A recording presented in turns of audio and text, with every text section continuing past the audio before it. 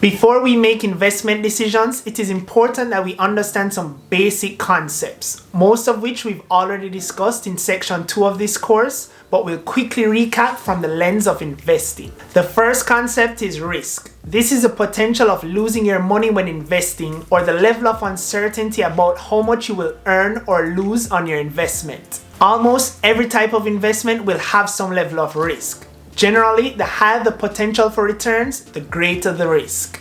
The second concept is return. Return on investment is the growth or profit on your investment. This can vary greatly, and for some investments cannot be predicted with any amount of certainty. An investment's returns can come in two different forms. The first is income, including interest and dividends.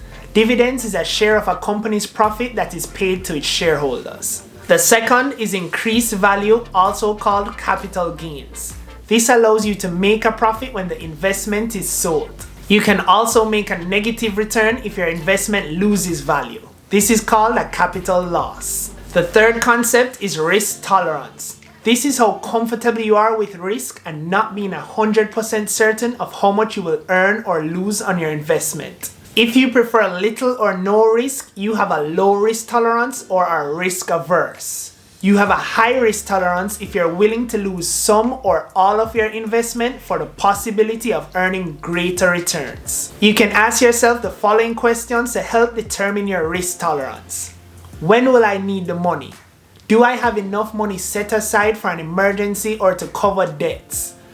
Is my job stable? Can I tolerate investments where returns are unpredictable or subject to sudden changes in value? And how would I react if my investment's worth was to decline? The fourth concept is liquidity. Liquid investments are those that you can quickly cash in or sell without losing significant value.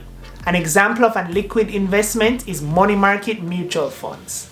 On the other hand, a rental property is considered a non-liquid investment. Liquidity is important based on your intended time horizon for your savings and investments. The fifth and final concept is diversification. This is having a mix of investments with different assets. Diversification can actually help to reduce risk. There are two ways to diversify your investments: portfolio diversification and asset diversification. Portfolio diversification means having a mix of investments within the same asset type. For example, owning stocks of many companies instead of just one. When you hold a variety of investments, it reduces the possibility that all of them will lose value at the same time. If you invest in the stock of one company and that company loses value, you risk losing all the money that you've invested.